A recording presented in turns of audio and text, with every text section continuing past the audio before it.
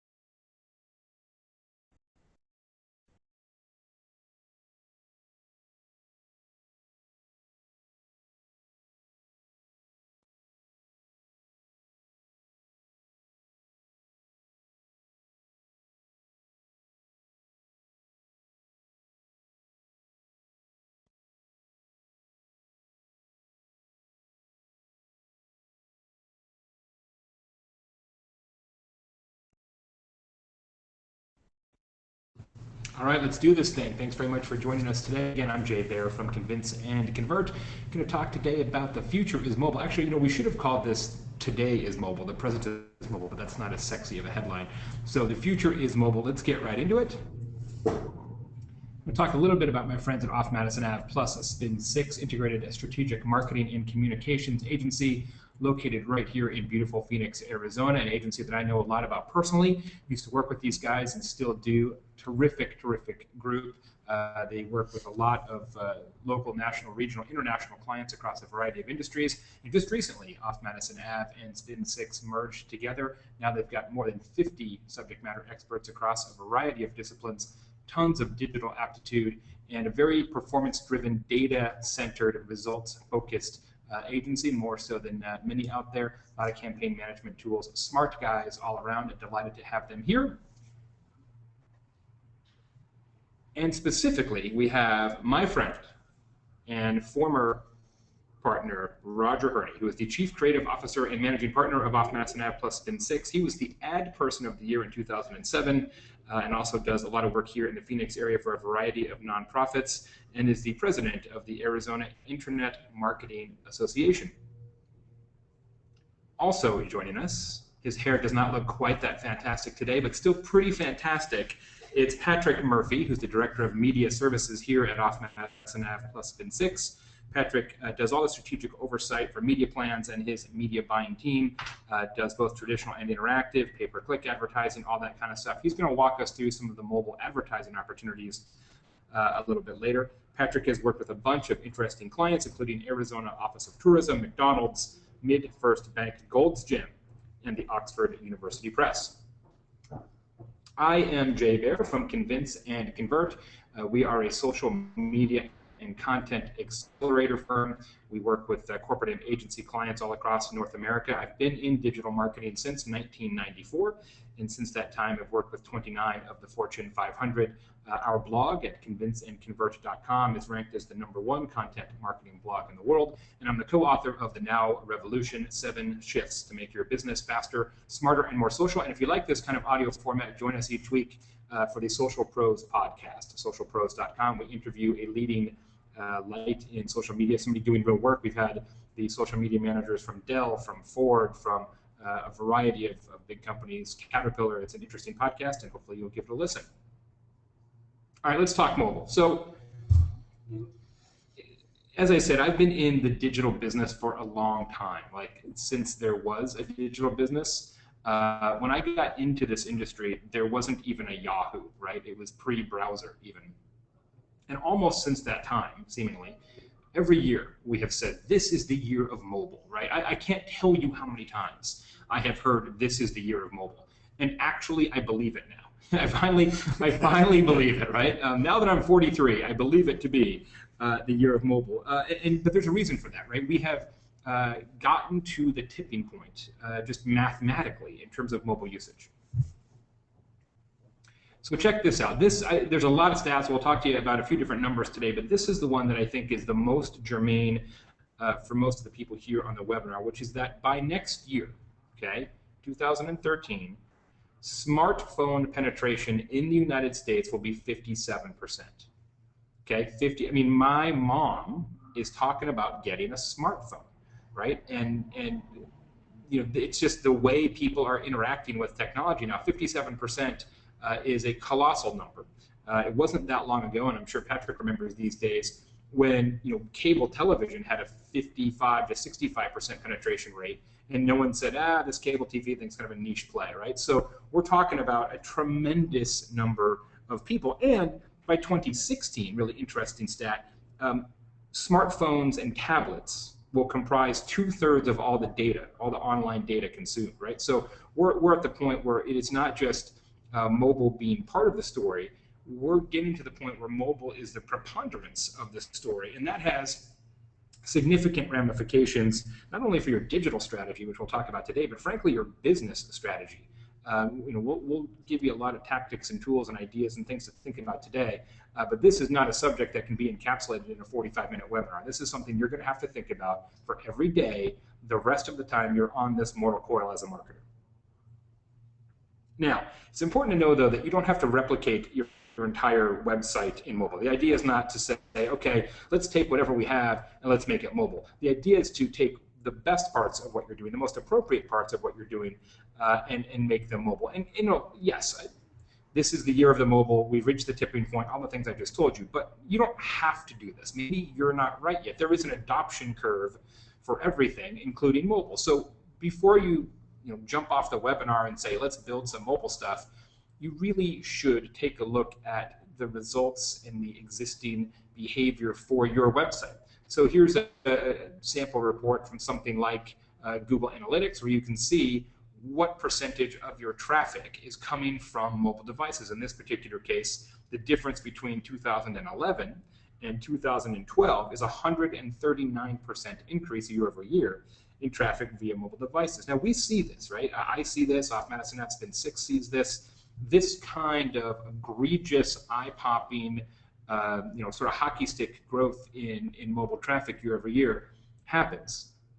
But it doesn't happen for everybody, okay? So you need to look this up. And if you need help looking it up, these guys can help you, but you need to understand whether this is true for your particular organization. And so as a sort of rough matter, of course, right? If more than 10% of your overall website traffic is coming from mobile, or if more than 10% of the searches that come to your site, the organic searches to your site, are coming from mobile, this is probably something you ought to put into a fairly critical path of being addressed, right? 10% of your traffic, and it's not going to go down, right? It's not like if you have 11% of your mobile traffic now, tomorrow it's going to be 8%, right? It's going to be a steady climb. So that's the number that we sort of use as a back of napkin test, which is if you've got 10% or more, you probably ought to be thinking about doing something about this pretty quickly.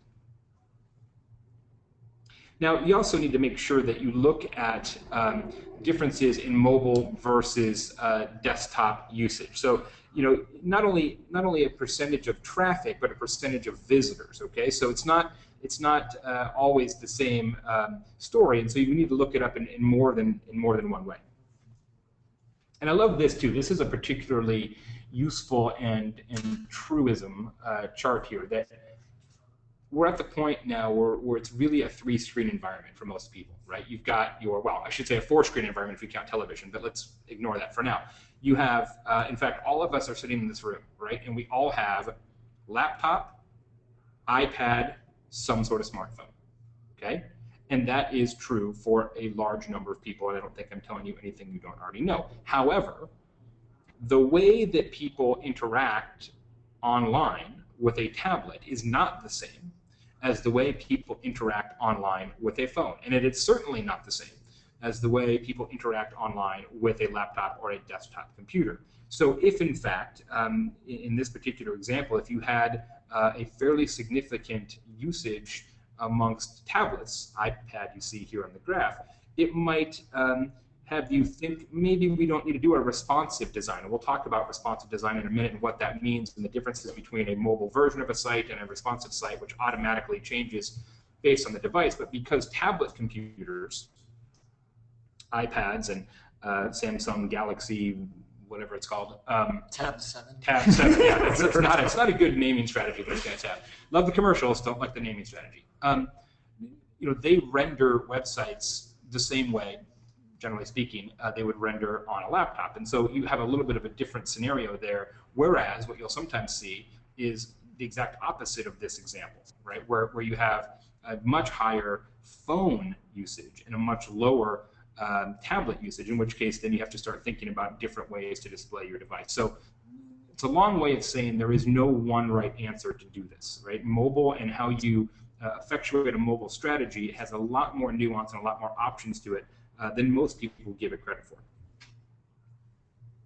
Now, not only do you want to make sure that you have a decent amount of people coming to your site from mobile devices, but this is really, really important, right? You want to understand what are the differences in on-site activity between mobile and non-mobile visitors. So in this particular case, you can see that the people coming to this website from desktop view 6.4 pages on average per visit, whereas people who come from mobile are 4.75. That is a significant difference. And you want to look at those sort of ratio numbers more so than the gross number of page views. But those kind of ratios, conversion rates, another terrific data point here towards the bottom of the chart. Conversion rate for visitors coming from the desktop is 1.72%. Conversion rate amongst people coming from mobile, just 0.61%. Average order size, almost exactly the same, slightly higher for mobile. I find that quite interesting. So these are the kind of insights you need to pull out to say, what type of things are people who are coming to the site from a mobile device doing? Because once you understand the kind of things they are doing, you can understand how mobile fits into your overall business objectives, right? Let me just point this out. The goal is not to do a mobile program. That in and of itself is not your goal. The goal is to have a better overall business and a better overall digital presence because of what you do in mobile. Okay, so a lot of times what we find in digital marketing, especially when new things come along, whether it's a mobile site or something else, there's like, okay, we finished it and now we're done and yay us. But just doing it is not the goal, right? Doing it in a way that actually builds your business is absolutely the goal. And so you have to think about, what are we trying to accomplish? What do people want from us online? How can we give them what they want from us online in the best possible way within a mobile environment? And that's how you take a look at this. So this is Roger Harney. So as Jason pointed out, there's a way to tailor that program, but there's a lot of options out there with how you should do that. And you should not treat mobile as a channel in and of itself and just be this checklist like people had done for so many years with social media. Oh, we have a Facebook page, we have a Twitter page. And they didn't really have a centralized strategy for how to execute within those channels. Mobile falls into that same category. There's a lot of options out there, and not just understanding that data, but understanding how people use that data that they're accessing at moment in time really can help you determine what path you want to take. So we start with content strategy. That has, again, the right content at maximum efficiency across the board to any sort of device. Again, I temper that with, you do need to understand how people are using that, how often they're using mobile. There's certainly the technical side of how many the kinds of devices that are being used, and they access, even if they go to the same site or they go to even if it's the same site that you have as responsive that we'll talk about in a second, the content they access at different moments in time based on need from different devices might be different.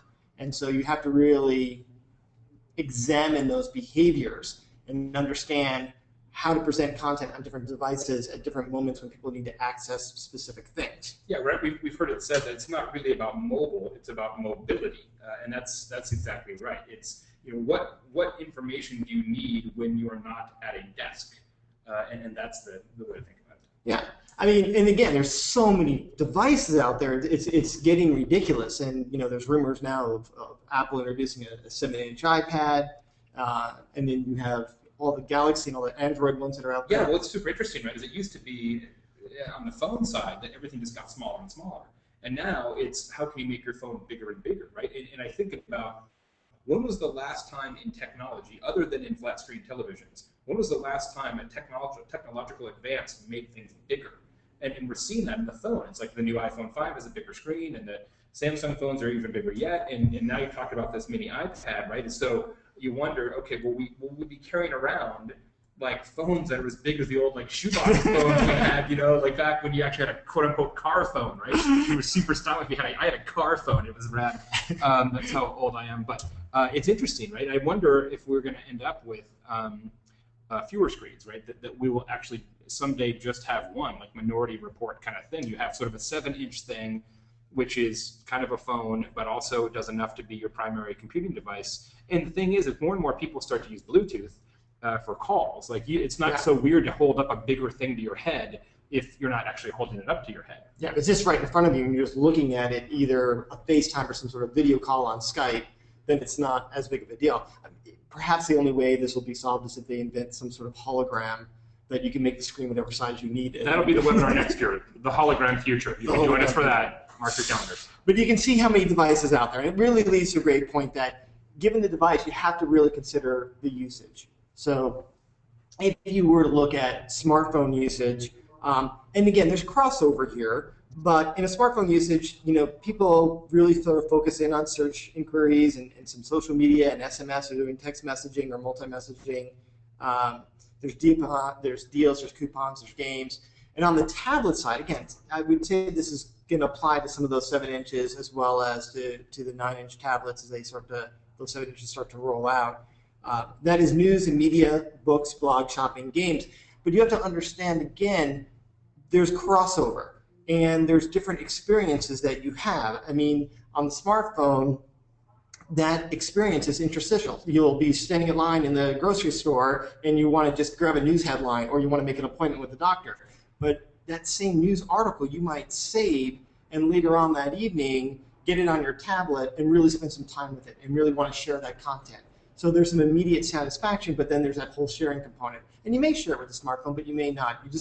You have more time and a leisurely place to use the tablet later on during the course of the day. So understanding the nuances of the experiences that people are having with your mobile execution, as well as the devices themselves, is you're not going to see that necessarily up on a chart. There's other ways to try to access that research through brand surveys and customer surveys, but that is an important component as opposed to just looking at the raw analytics that you're getting in every single month off, say, traffic off the site. And to that point, Roger, I think the tablet usage, screams a huge amount about the co-viewing between television and your tablet. So you're seeing advertisers better integrate their experiences via commercial to your tablet device, really. So you're really able to kind of see that integration across not only the mobile space, but how is traditional media being affected through the mobile usage through tablet. Particularly when you have more time on a tablet. I mean, you can have a better experience from an advertising perspective. And I know you're going to go into that. Yeah. But if you've got that experience and some of those analytics figured out, you're now at another decision point. And there's going to be a lot of them, but another major decision point is whether or not you go with a mobile site or you go with app development. And so the great thing about, we'll start with app development. The nice thing there is that you control the experience in its totality. There's nearly no roadblocks or obstacles that get in the way. You do have to build multiple versions, though, and across platforms, and that can change. I mean, right now everyone's focusing on iPhone predominantly. There's certainly Android is a very, very close second or first, depending on what sort of survey you read from a developer standpoint. And then Windows is getting some good recognition. There's some hopes by a lot of developers that that's going to be something. The new Windows operating system, both.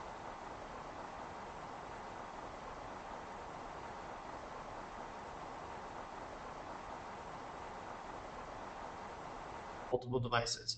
Some of those devices, based on their physical features, based on cameras, whether they have NFC chips or whether you're doing something geosynchronous, you want to tie into something one phone may have that another phone may not have, it allows for your apps to do things that other platforms might not allow. So you can do something on an Android that you may not be able to do on an iPhone. Up until recently, that was turn-by-turn navigation.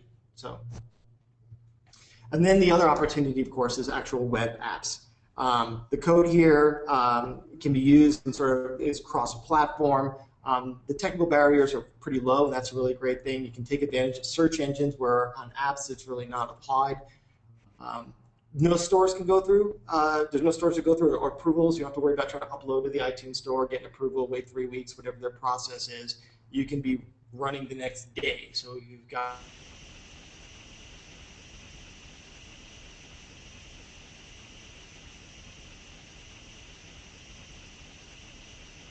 have it maybe in several hours, depending on how fast you are coding.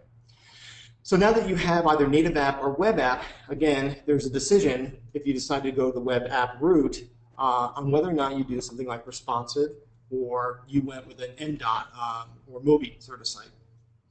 So if you're not familiar with responsive, and this is information that's in the white paper that we're going to supply, it's been around for about, what, a year, a little over a year, something like that.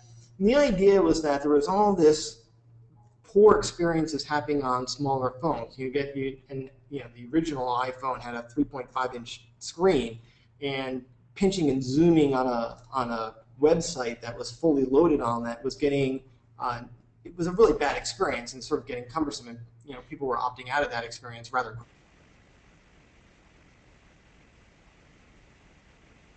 To keep updated that loads the screen according to the device. So I think we used an example in the white paper of the Boston Globe when they had first done this site. Mm-hmm. The experience you have on your computer gives you the full site and in all the detail. When it comes to the tablet, it chunks it out into something that allows you to be more casual with it. And it makes it sort of hand gestures. So instead of doing hovers or rollovers, which you can't do on a tablet, they've designed the site so that it becomes something you can touch and move and swipe through and do multi-gesture. And then again, on a smartphone device, it reorganizes the content so that you can navigate with your thumb, because that's typically what we do on a smartphone device. So responsive does all of that. The single code just loads it based on the device. It's certainly easier, though. I mean, I switched to a responsive design on my site not too long ago. March-ish, I guess it was. It's been great. It's fantastic. It's much easier to deal with, as you said, because it's one single code base. But it's a little bit tricky to say, hey, it's easier. My site's a blog. It's built in WordPress. To add a responsive sort of layer to that is easier than if you have some enormous corporate website built with some legacy content management system or something. It's not quite as easy of a process. Possible, right. For sure, but a bit of a project. Or if your site's really visual. And I know that one of our clients is Judge Botanical Gardens, and seeing beautiful shots of the gardens is something that's really a priority. Scaling those down for a mobile sort of feature, how much sense does that make, and what kind of information they're truly trying to access on there needs to be considered. So that's a little bit of a hurdle, but again, it's a decision that you have to make based on the kind of information your customers are really accessing and why they want to access that. The only other issue is, and then Patrick can go into this a little bit more detail from a major standpoint, is that the media may not scale sort of appropriately. I think the media right now is a gold rush to try to figure out what people click on and how rich the experience has to be. If you look at what Apple has, what Google has for their sources, they're so different and they're so varied that I think that's just a very difficult landscape to customize or to standardize for mobile and for tablets. But on the mobile side, on the MDOT side, if you did decide to go that route and not be responsive, you are having basically two sites. You're running your full site and you're running a site that could be done mobilely. So you can do certainly some easier code there, but you are going to be updating multiple sites, and there could be some potential URL confusion, as well as the fact that if you have entered new devices into the market, all of a sudden there's another 7-inch thing, you might find yourself with multiple Mobi sites and then multiple updates, and there can just be a lot of maintenance on that side of it if you're willing to take that on.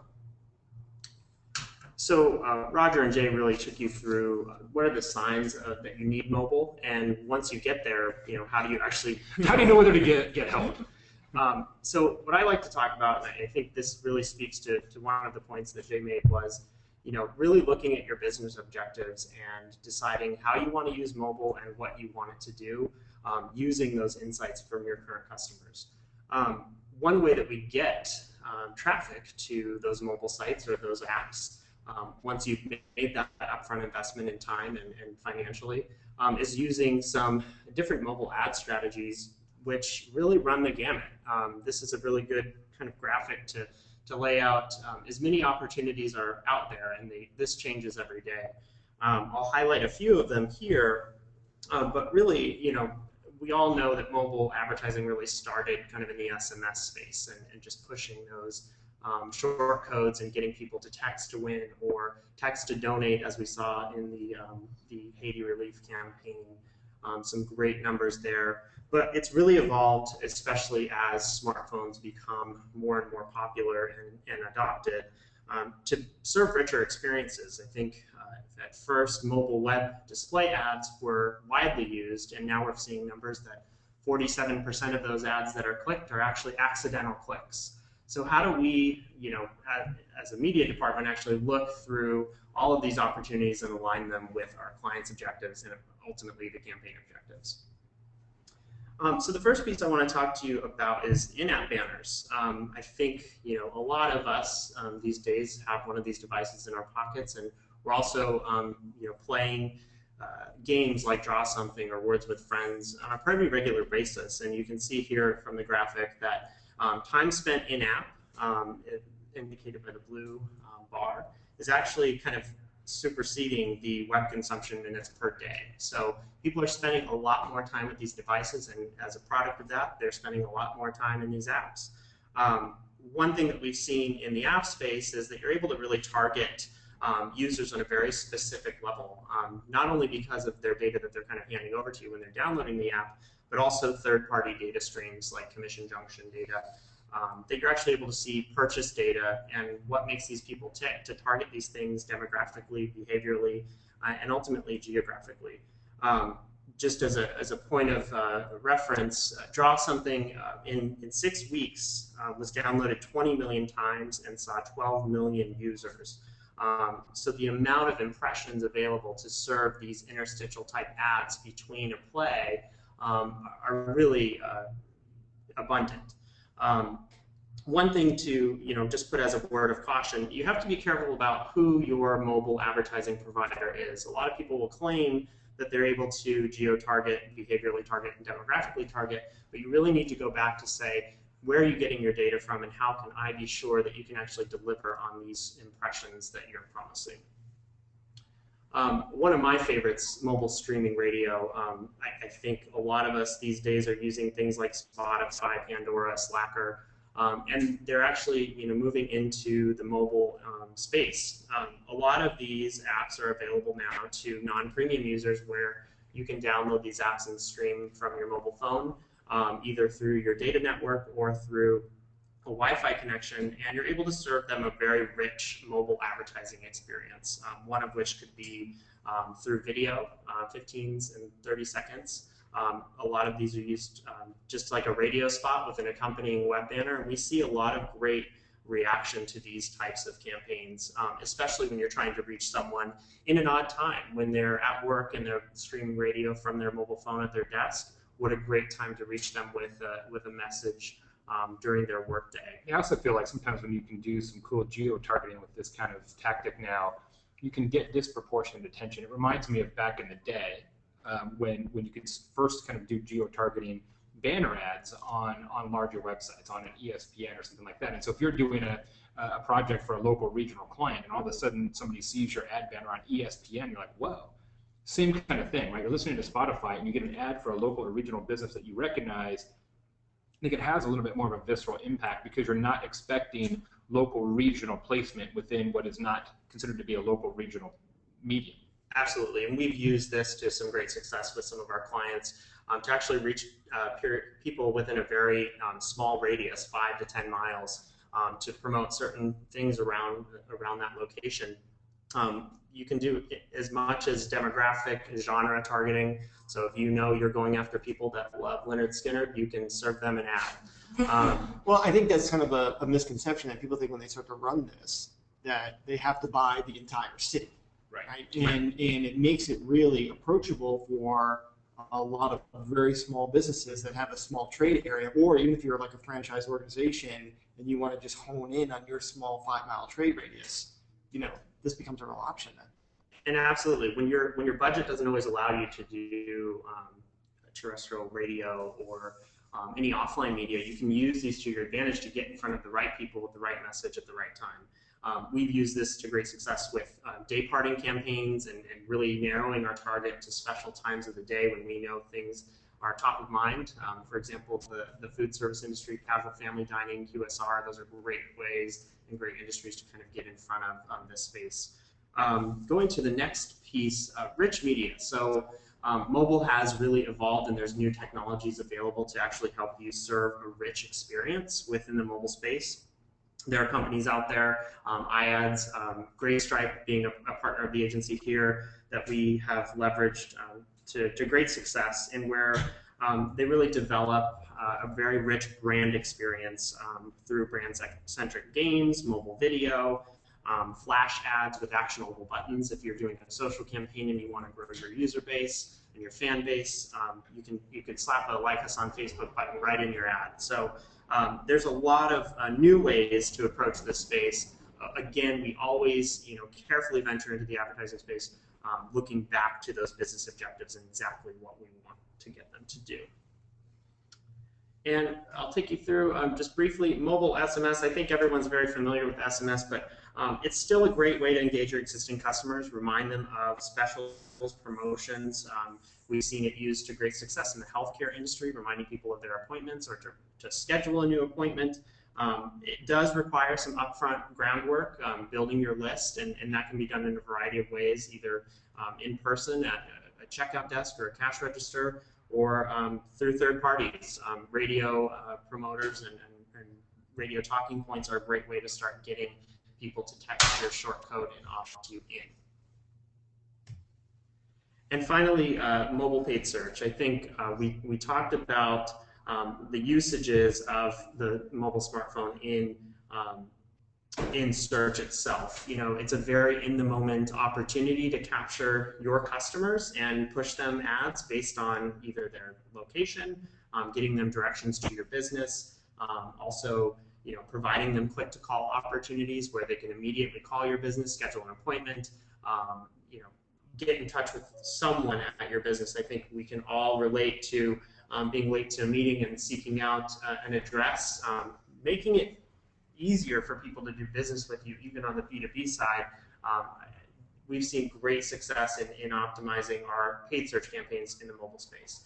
As a byproduct of that, we've been able to really glean some new insights about those people that are searching within our mobile paid search campaigns and how they're navigating within the site as well. So I think that brings us close to the end of the webinar. Just as a reminder, you'll all be receiving our white paper. This is your brand on mobile, which will be hitting your inbox tomorrow. I'm tempted to put these on yellow so I can say yellow paper. Just so I can see what happens. Just to mix it up. Throw it up. Yeah, it's really funny how it became white paper, because obviously it's a white paper. Like, why isn't it something? I don't know. You know what? You could do that. You could be. I make a blue background. Green the blue paper. paper. Yeah, it's crazy. You get that in your inbox. I think if you have questions, put them into the webinar chat, if you will. Otherwise, I have a few for these guys myself. So, Patrick, actually, well, either one of you. What would be the best way to measure whether or not a mobile program is working? If you're a company who's thinking about kind of going down this avenue for the first time, how do you turn around and say, yes, this was worth the investment? Because there is an investment associated with this, whether it's responsive design or a mobile app or a Mobi site or any of that kind of stuff. How do you say, yeah, this makes sense?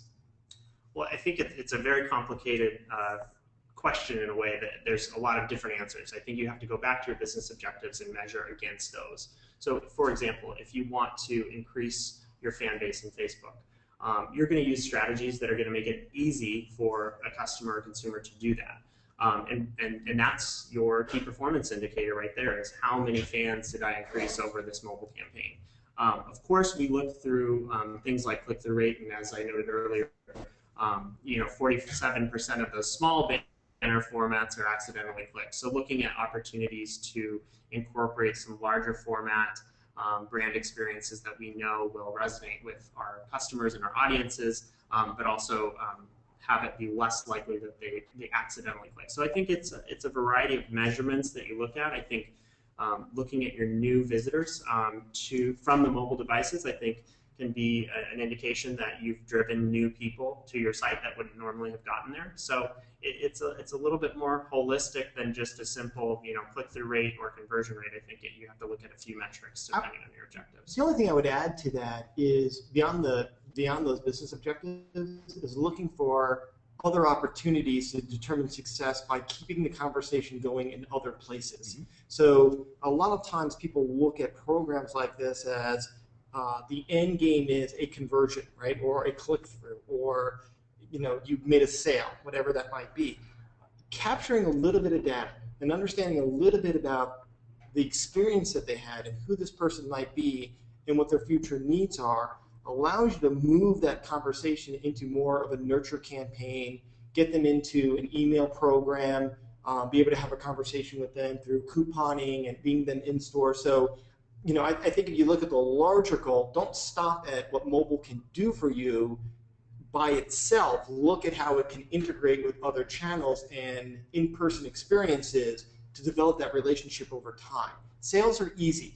Customers for life, much, much harder to get. Yeah, for sure. One of the questions that we had in the chat was the stat that I mentioned at the outset, about 57% of smartphone penetration in the U.S. That is just smartphones, not smartphones plus tablets. So it's smartphones. Period of all mobile telephones in the U.S. will be smartphones by next year. When we talk about mobile enabling a site, I think we all sort of touched on the point of it's not necessarily about let's take everything and make it mobile, but drill down into behavior and emphasize mobility and what things make sense. From a production standpoint, right? So if a company wants an agency like yours to help them create sort of a mobile version, how does that process work, and is it the kind of deal where if you make more stuff mobile, then the fee sort of goes up in a linear fashion? Well, again, you start off with, Patrick mentioned it earlier, start off with the business objectives.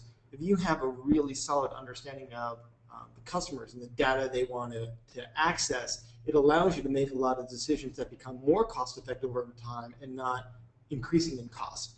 If you know that, I used Desperate Botanical Gardens as a client earlier that we have here in Phoenix, and the gardens are really beautiful. On a tablet, I want to have a great visual experience. And once those images are uploaded, using technology to my advantage to be able to keep populating that content can be cheaper over time. The mobile strategy from a phone perspective might be, when they're walking around the gardens, they need to see the paths. They don't care about the photos. They're standing in front of the actual vegetation, right? So understanding the different experiences can increase, maybe an investment up front. It should decrease those costs over time.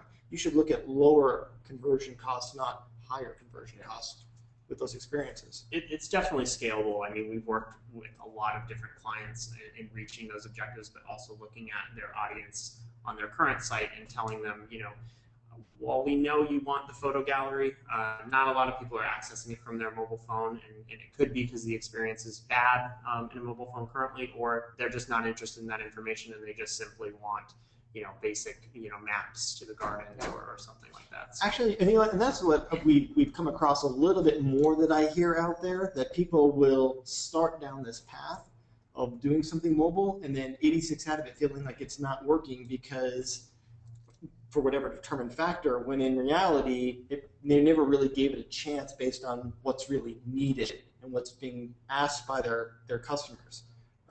And that is a little on the short-sighted side. So you need to do your due diligence up front. Again, there's an investment there, but over time, you should see your investments going down and your conversions and the cost per conversion going up. Unless, of course, you decide, hey, now I'm making these investments. It allows me to do other kinds of marketing or develop that experience in ways that I wasn't able to develop that relationship before.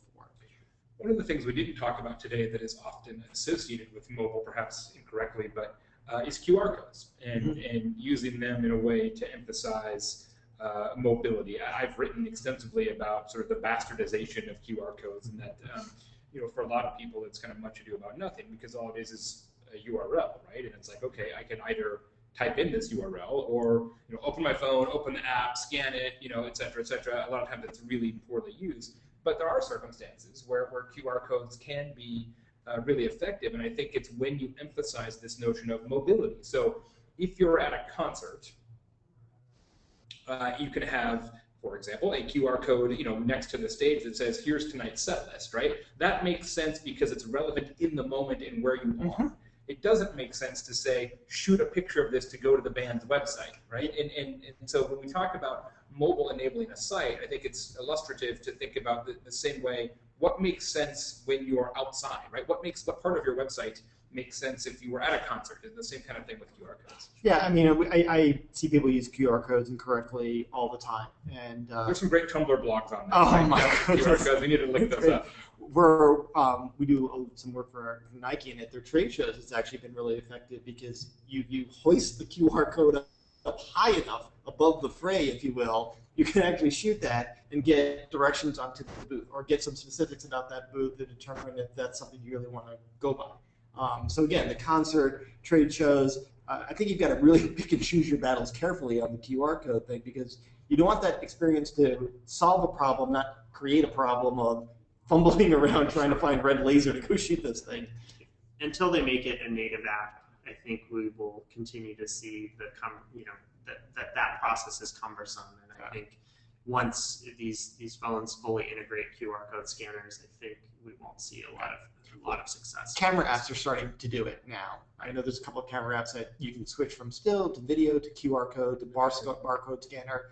That aggregation of all of those things into a single app might make things a little easier, but you still have to have a solid strategy for when and why you want to use the thing. Yeah.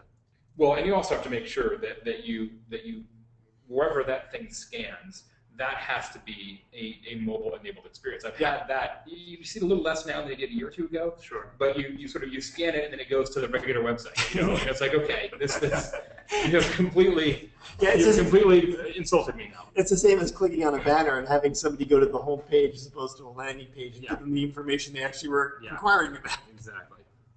What do you think is this mobile advertising thing is just exploding in terms of options? It's very Wild West now, though, right? I mean, there's so many vendors and so much kind of craziness in that channel. What do you think is the best counsel for people who are just starting with mobile advertising? What should they really think about first?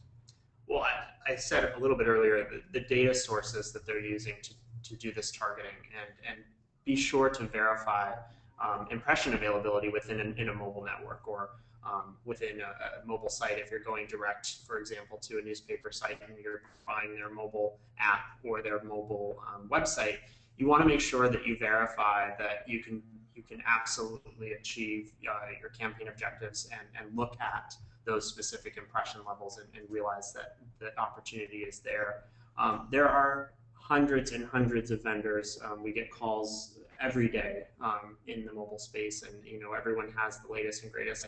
I would say that find a vendor you can trust and stick with that vendor until something until you can no longer trust them. Until you can no longer trust them, or until there's new opportunities that are unavailable within that space. I think this is moving very rapidly, and you really need to be cautious about what experience you're putting out there in the mobile space. And I think it's not a surprise that the last thing we talked about was advertising strategies after we talked about mobile site development. If you don't have a mobile site, be very careful about the advertising opportunities that you're using in the mobile space. Yeah, just like we talked about with QR codes, right? You have a mobile banner and you click through it to something that's inherently non-mobile. You sort of messed it up a little bit. Are most of those ads being bought on a cost per click basis now, or a cost per impression basis? It's actually sold on quite a few different ways. Cost per click and cost per thousand are definitely commonplace. You've seen things like cost per engagement with more of these rich experiences that are available now. But definitely CPM and CPC has become the standard. Fantastic. Well, I think that will wrap it up for the future is mobile, which I think was now the today is mobile. Look out for the white paper, which will be coming to you soon, called This Is Your Brand on Mobile, Why Mobile Matters, and How to Make It Work for Your Brand. Thanks very much to everybody for participating in today's webinar. We will be recording this session, or it has been recorded, so if you want to catch up or listen in, feel free to do that, or if somebody in your office didn't get a chance to tune in, let them know that the recording will be made available, and you will receive an email with details of how to download that. Thanks again. I'm Jay Baer from Convince and Convert, joined by Roger Herney and Patrick Murphy from Off Madison Ave plus SpinSix. Thanks, everybody.